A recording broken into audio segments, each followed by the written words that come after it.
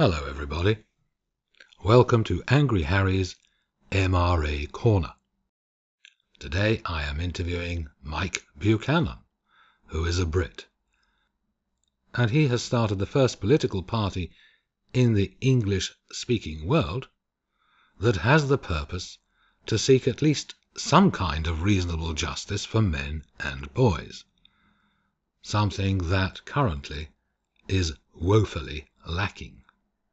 The name of the party is, unsurprisingly, Justice for Men and Boys. And so, without further ado, here he is, Mike Buchanan. Hello, Mike. I'm getting in touch with you because I want to know more about you. And one of the first questions that I always ask MRAs is this. What actually drew you into becoming an advocate for men's human rights? What brought you into a situation whereby you thought something needs to be done about this? Well, I think in common with many MRAs, Harry, it was a personal experience that opened my eyes to all this. For about 10 years before I retired in 2009, that's about 52 or so, I'd been a self-employed business consultant, mainly working in the private sector for quite some time. Now, over 2006 to 8, I worked for the Tories, the Conservatives, but following the financial crash, work pretty well dried up. But one day, one of the agencies called me with an opportunity in the public sector, and my professional line of work was procurement, and opportunities in the public sector are very, very rare for reasons that aren't relevant to this discussion. So I was very keen to land the assignment. I was in, quite difficult financial situation, to put it mildly. And I went to meet the woman who would be my boss on this assignment down in London. And it was obvious just right from the outset that there was something wrong. She was one of these just awful, huge, great hatchet-faced feminists. And, I'd been in my professional field for more than 25 years.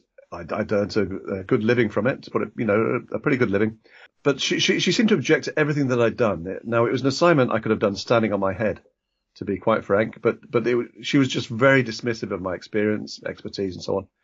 And I don't think it was 5 minutes before I was out the door, somewhat stunned.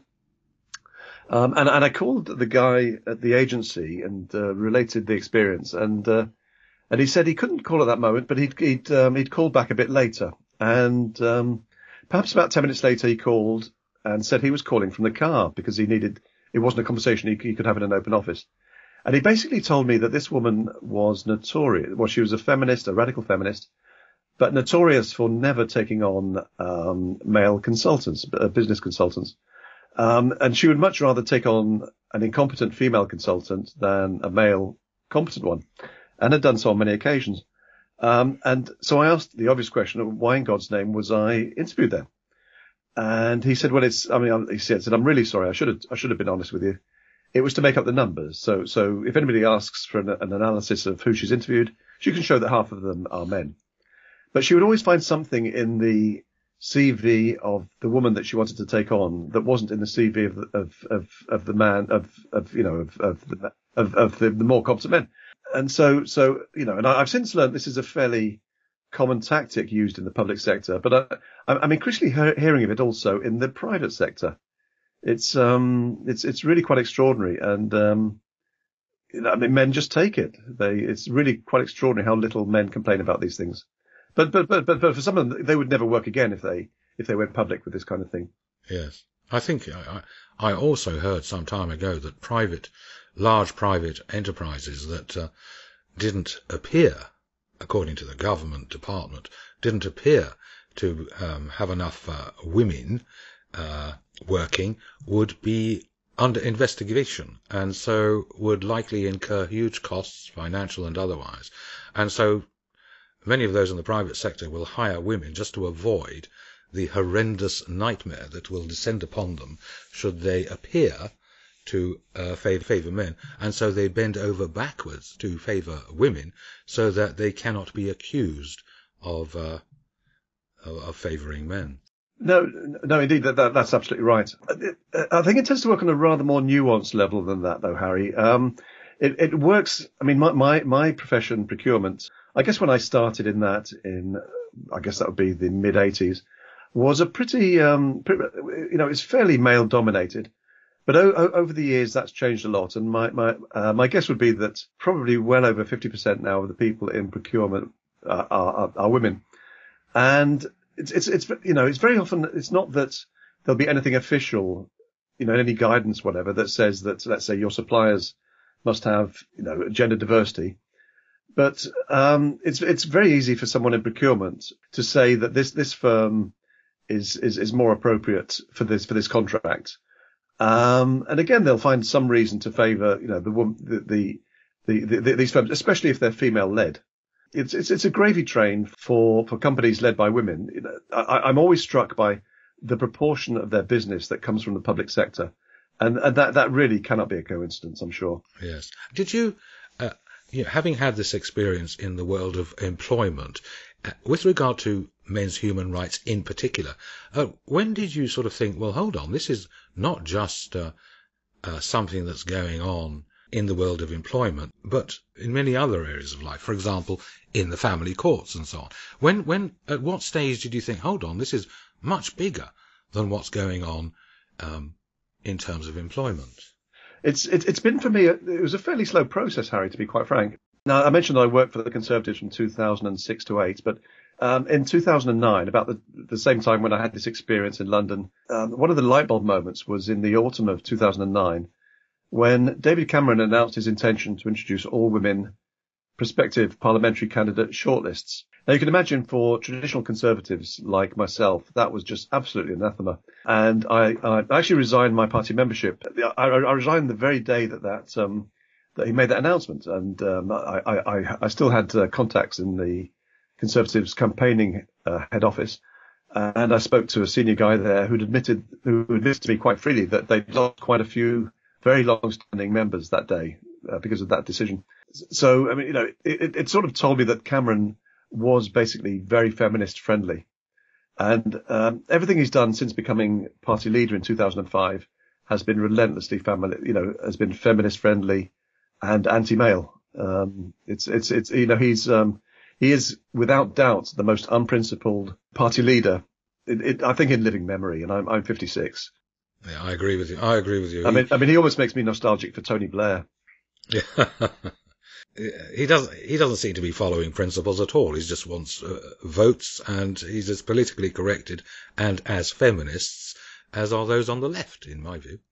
He is truly appalling, and he is loathed by traditional Conservatives who are flocking to UKIP, even in the knowledge that by doing it they're probably letting Ed Miliband into Labour into number 10, because they would almost prefer Ed Miliband in number 10 than the Conservatives under David Cameron. And today, Douglas Carswell, Tory MP, has defected to UKIP. He has, and I suspect he's not going to be the last.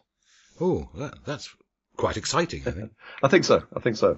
So what made you decide to launch a political party? You decided to become a men's human rights advocate by actually launching a party. What led you to decide to do that?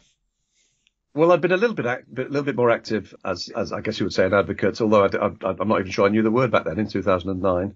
But following Cameron's announcement that he wanted to introduce all women shortlists, I wrote a book called David and Goliath, and it just explored the political side.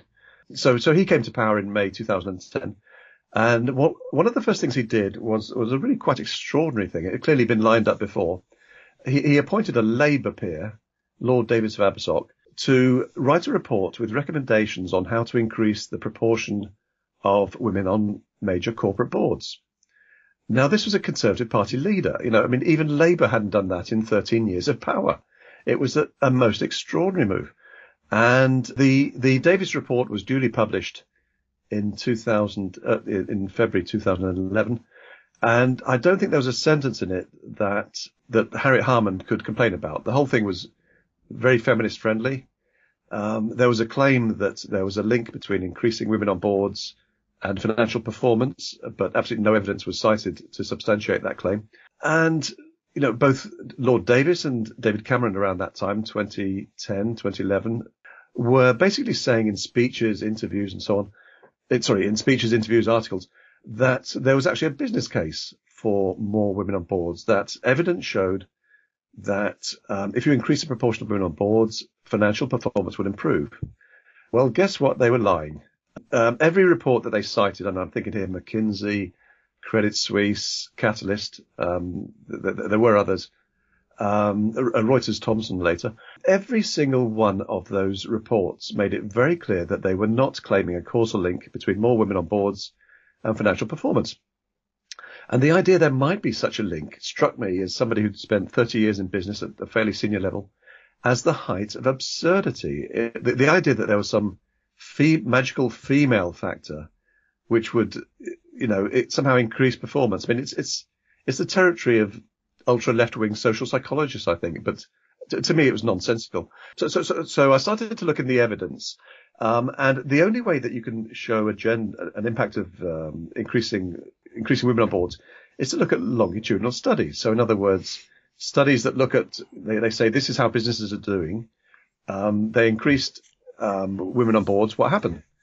And I mean, it's almost 2 years ago now that we published the abstracts of 5 longitudinal studies, which all showed a decline in performance. So the government, so here we had a conservative-led coalition driving up women on boards through bullying FTSE companies, and one result was, that we could expect would be decline in performance. So I founded Campaign for Merit in Business. I engaged or gave evidence to House of Lords, House of Commons inquiries, and presented the evidence saying, your direction of travel is going to damage UK PLC. They listened. They had maybe 50 or 60 or so. Other people give evidence, except not one of them gave evidence of a positive causal link.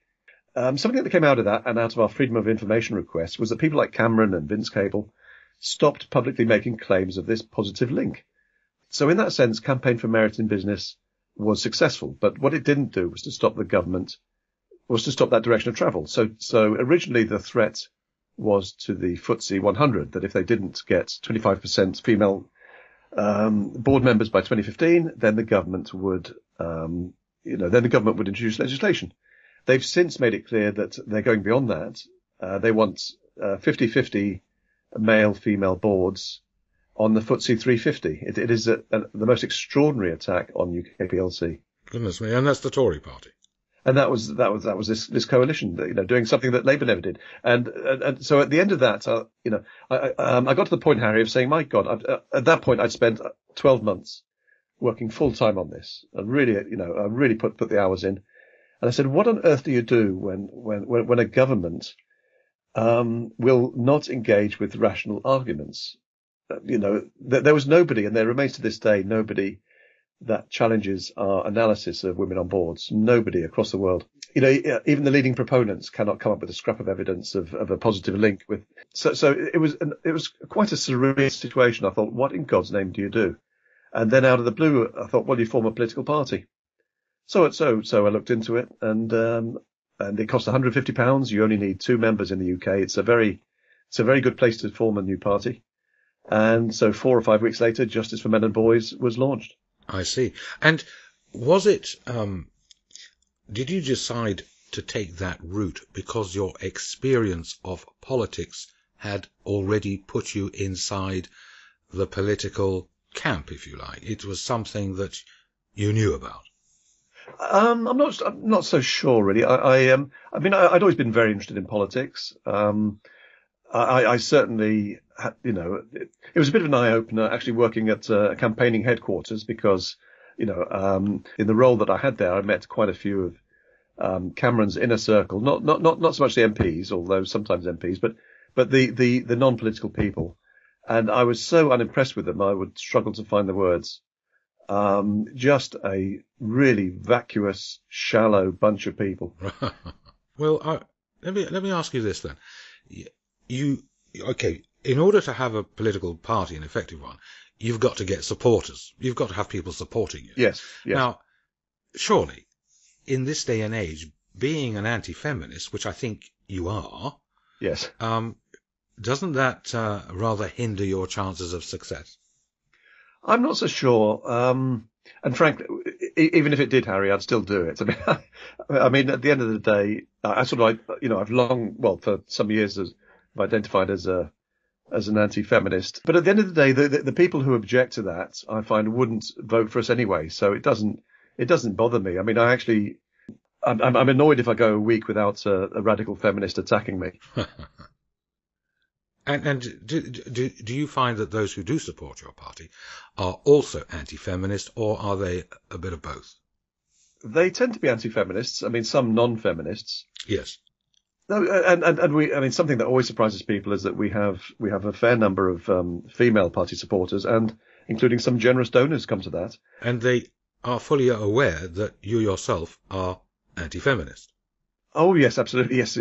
I don't think you could go on our website and websites and be in any doubt about that. There is something that tends to distinguish the men who support us and the women.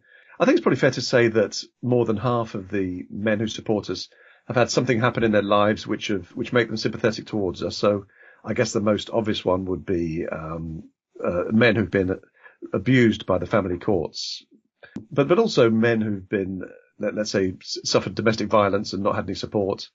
And, a lot of other areas that we talk about, in our documents.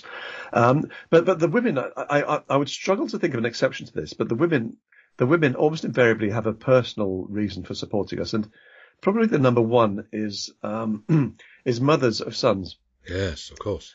And they see them badly disadvantaged by a very highly feminized education system. In every way. In every way. In every way. And I mean, 60% of university students today are 60%. Now, when 60% of them were men, that was a problem that the state sought to address. Now, of course, it's not a problem with 60% of women. And they really do see their sons disadvantaged. But we also have a fair number of grandmothers supporting us, and they are just heartbroken very often at. Apart from their sort of grandsons being disadvantaged at school, they're heartbroken by very often not being able to see their grandchildren because of the family court system. And of course, for every child, there's 4 grandparents. So we have quite a following among grandparents, I'd say, and grandmothers, including grandmothers. I think there would be a place for a political party which doesn't say anything about feminism. And in fact, it's my dear hope that one day a father's rights organization will launch a party and not mention feminism from one year to the next, because I think that would stand, on its own. Yes. I'm sure there are women, as soon as and more than a few men, as soon as you say anti-feminism, that equates to anti-women, which of course you and I know. Yes. Very well it doesn't, but the public understanding of feminism is so woeful, really. Yes. Can I tell you what I discovered when I was on the Telegraph, writing lots of posts on this newspaper's forum, and for those who aren't in the United Kingdom, the Daily Telegraph is a very well-known newspaper in the United Kingdom.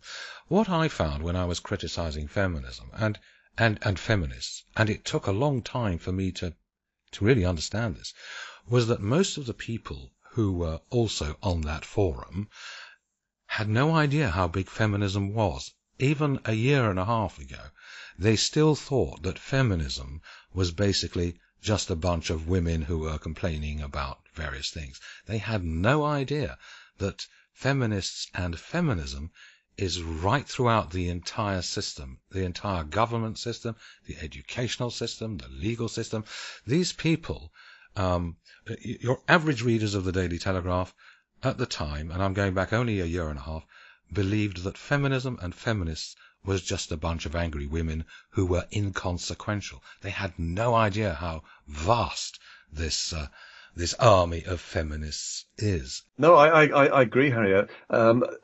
It would be as true today as it was 18 months or 2 years ago, to be quite frank. Now, I actually subscribed. I used to be a huge admirer of the Daily Telegraph, and I subscribed to it for maybe 25 years.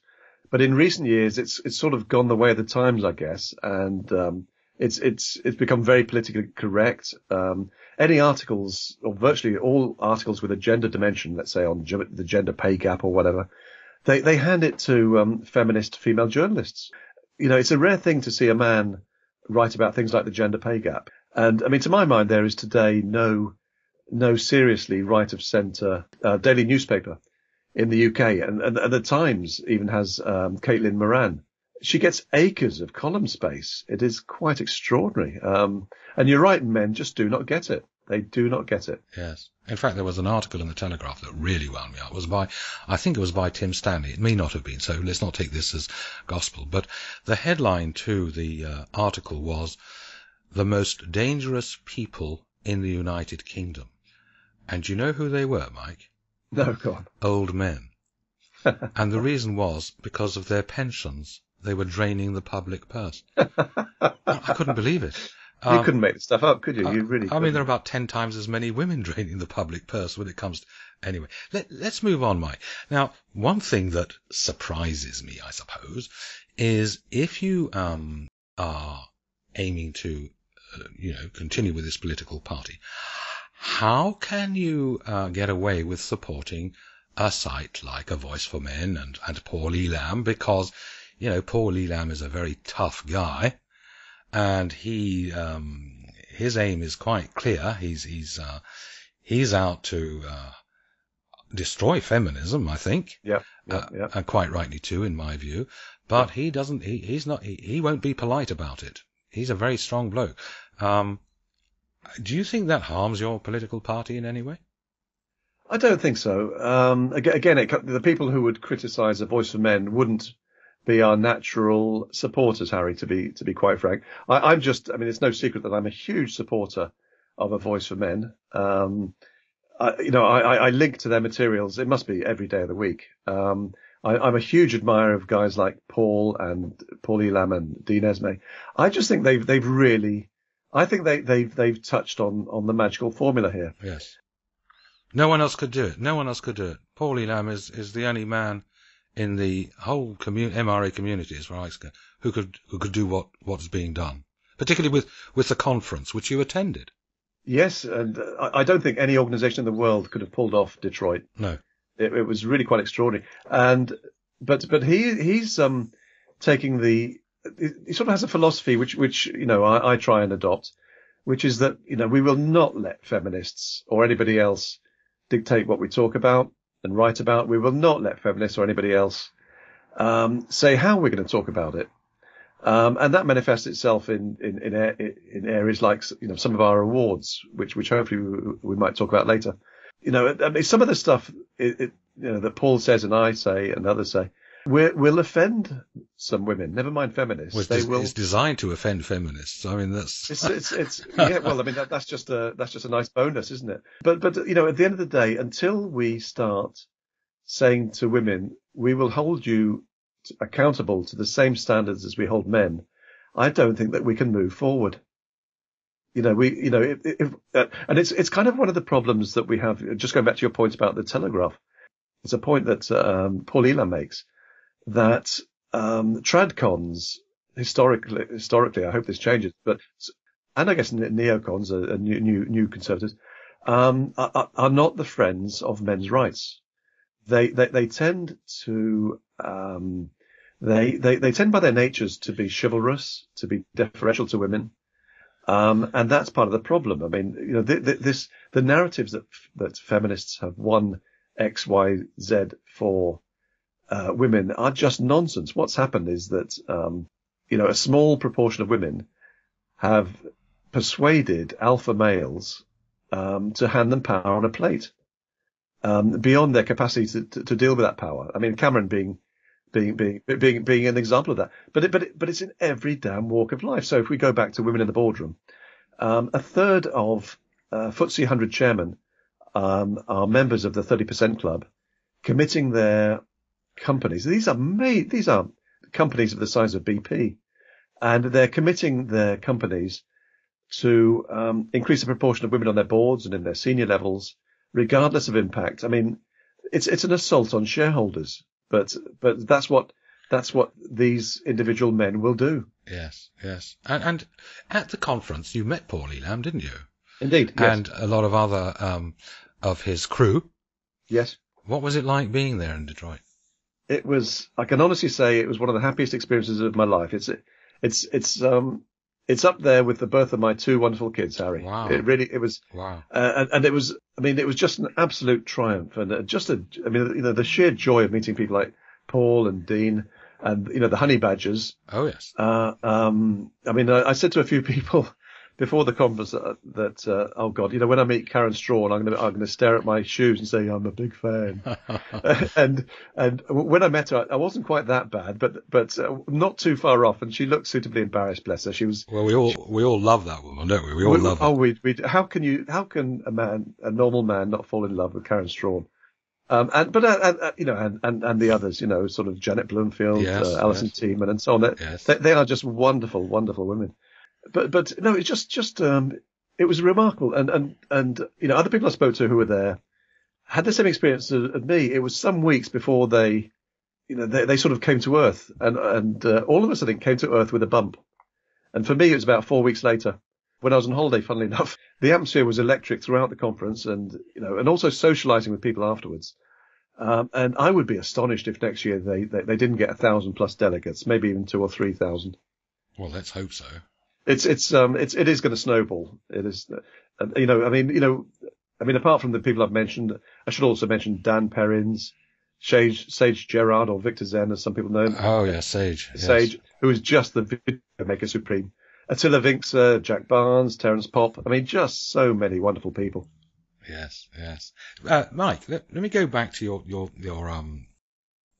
your political party again. Your manifesto. Do you actually have to produce an election manifesto like all the big parties have to?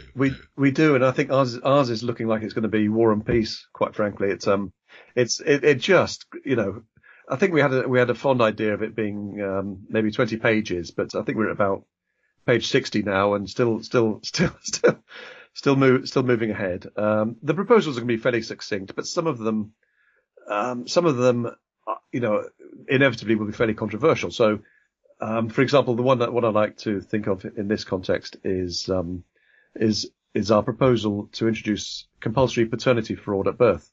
Can we go back on that? Yes. To introduce compulsory DNA testing, you meant? Paternity testing. That's right. DNA testing at birth. And actually make it compulsory, not voluntary. Because, there's two types of paternity fraud. The first being where a woman misleads a man into thinking he's the biological father of a child. In the UK, that's been a criminal offence, even to attempt to do that for a great many years. About 12 months ago, I wrote to the Department of Justice asking how many women had ever been convicted of this offence. And the answer, I don't think will surprise anyone who follows A Voice for Men. The answer was not one woman had ever been convicted. And we've just asked another Freedom of Information request, which is how many women have ever been charged. And I wouldn't be surprised if the number was pretty similar. So now estimates for how many children are being brought up by men who are not their biological fathers, unknown to either of them, vary. But it tends to be in the region of between 5 and 30%. And it's the most astonishing assault on the human rights of both men and children. But to explain all that, that you couldn't just have a proposal on paternity fraud and not say why you would have something as radical as compulsory paternity testing. So that's just one example. And the real fathers, Mike. So you've got three. They're duped as well. It is cruel beyond words. Yes. And have you any other candidates sort of, with you on this when it comes to the general election in 2015? Or are you at the moment the only candidate for justice for men and boys? Is there anybody else? Yes, we have a wonderful guy called Ray Barry, who heads up Real Fathers for Justice.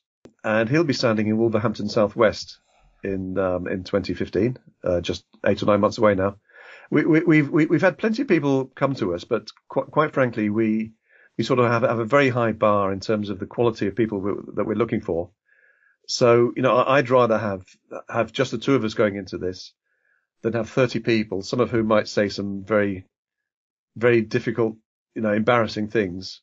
So yeah, I mean, it doesn't trouble me that we only have two people.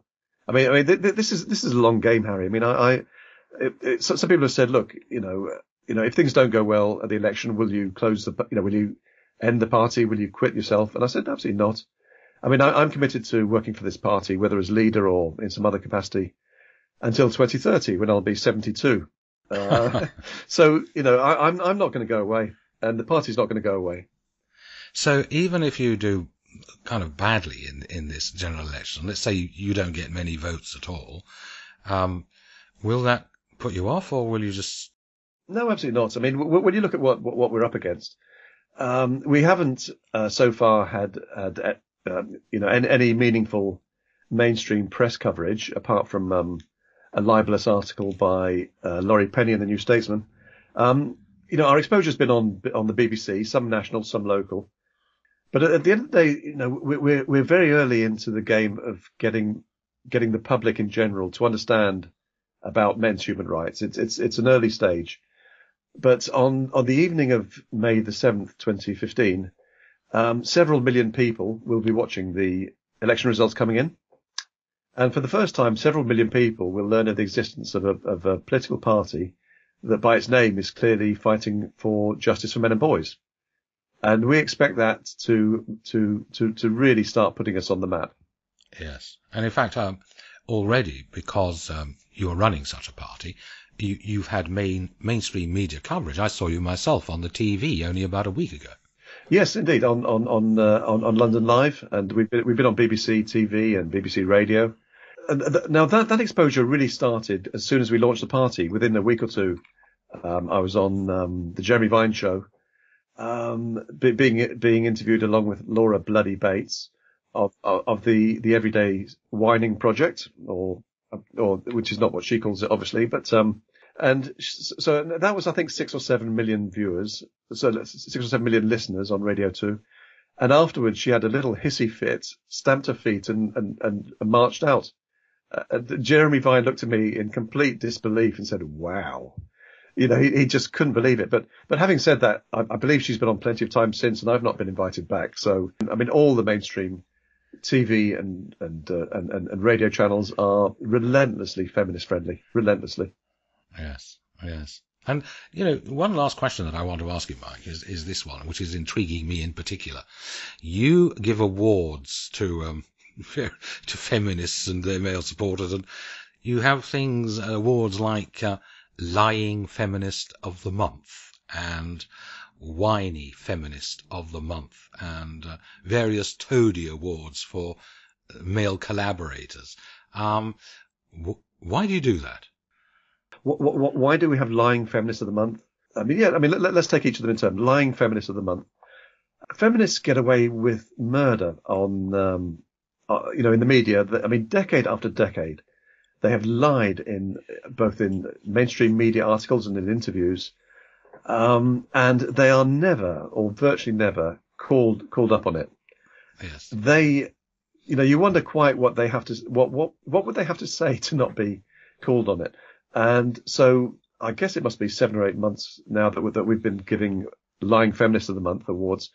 And the first one was one of our favourite women in the world, Caroline Criado Perez, who is possibly the only woman in the world who's even whinier than Laura Bates, I imagine. She just takes it to a wholly new level. But I was being interviewed on BBC Radio about the impact of women on boards and women in the workplace. And I'd made a point that there are longitudinal studies which show that when you increase women on boards, corporate performance declines. And Caroline Criado Perez called in and said there are lots of longitudinal studies which say the opposite. Yes. So I started to say, well, no, that's just not true, and so on. But the white knight interviewer, male interviewer, of course, moved on, and the moment was lost. So I challenged her very politely some months ago to retract that claim. She refused to do so, so she won a Lying Feminist of the Month award. Now, toadies are men in positions of influence and power who drive or support feminist agendas. So I mentioned that a third of FTSE 100 chairmen are part of the 30% club. So they've all won Toady awards. But the Toady par excellence is David Cameron. Now, he is just, he's so far ahead of the field, So he won the 2012 and 2013 Toady of the Year awards. And we've said for some time that if he announces all women shortlists for the coming election, he'll win the 2014 election. The 2014 Toady of the Year award. Now, he hasn't done that. He may yet do it. He probably will. He probably will. He can't help himself. But about 10 or 11 days ago, he gave a speech in which he said, that the family was of huge importance to the Conservative Party and to the government, and they'd be at the centre of thinking. Well, the coalition under his leadership have been as unsupportive of marriage and the nuclear family as the three Labour administrations of 1997 to 2010, which featured the ghastly Harriet Harman. So to say 8 months before the election that he's somehow a convert to the family he's just lying. He's lying. It's lying. There's no other words for it. And so I must have had 15, maybe even 20 people who said, for God's sake, this must merit, his third successive Toady of the Year award. So at some point in the next few days, I anticipate that we'll be presenting him with exactly that and sending him his rather beautiful certificate to 10 Downing Street, where I look forward to the civil servant who opens that envelope, deciding whether or not that goes into David's red box. Yes. And Mike, what will you be doing now? May is not that far away. I mean, it's 6 months away, or 7 months, 8 months away. What are you going to be doing between now and then? I mean, this is going to take an awful lot of your time. I mean, developing our consultation document into the election manifesto is probably going to take me 6 weeks or more. So I suspect it'll be October before we finally do that. Yes. And then we have to start trudging the streets and increasing awareness. But people are understanding that men and boys are not only have been assaulted for a great many years, but those assaults get worse with every passing year.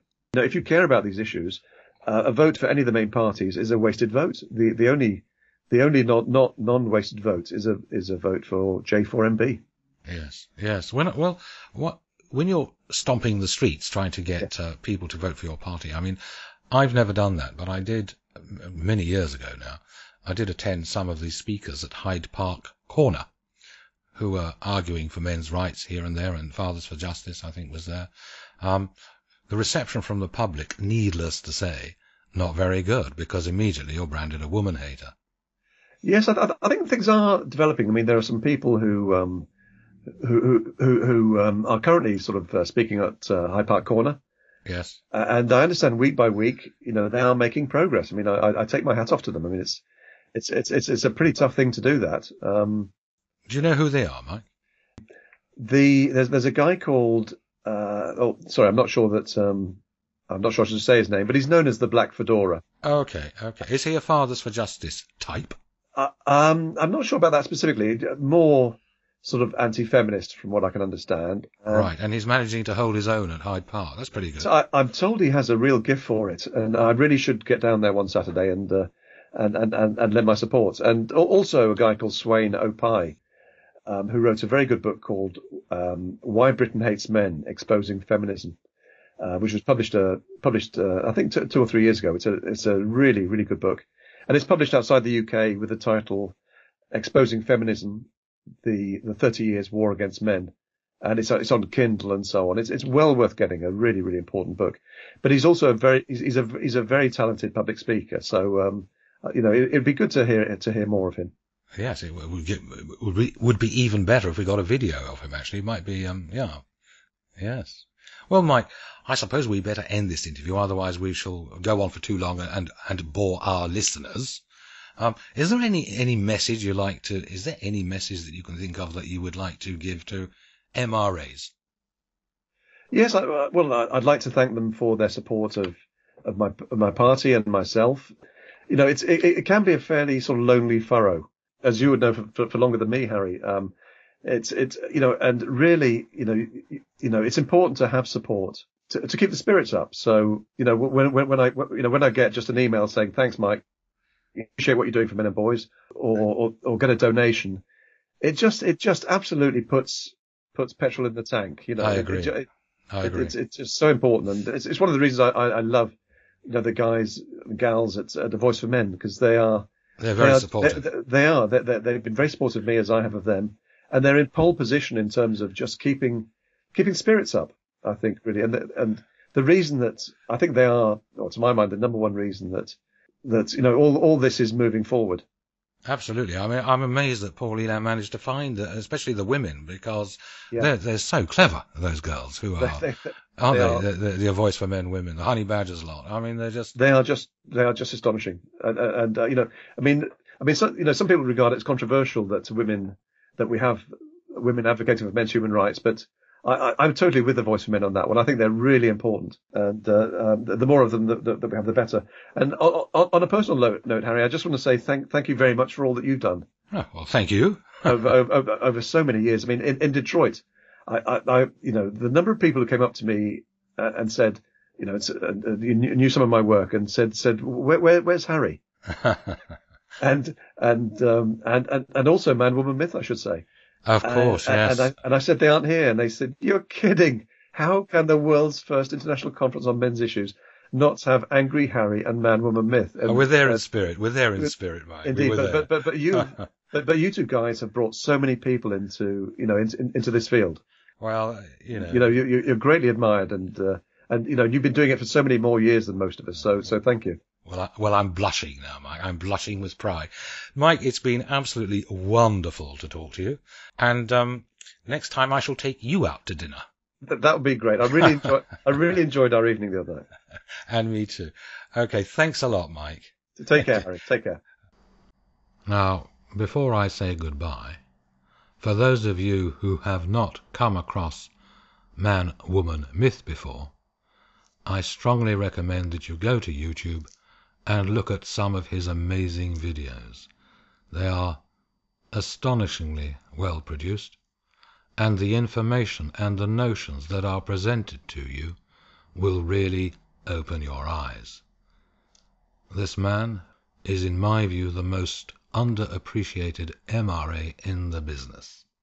His videos are logged on YouTube under the username Man, Woman, Myth, no spaces, and you will be delighted with what you see. Goodbye, everybody. Speak to you soon.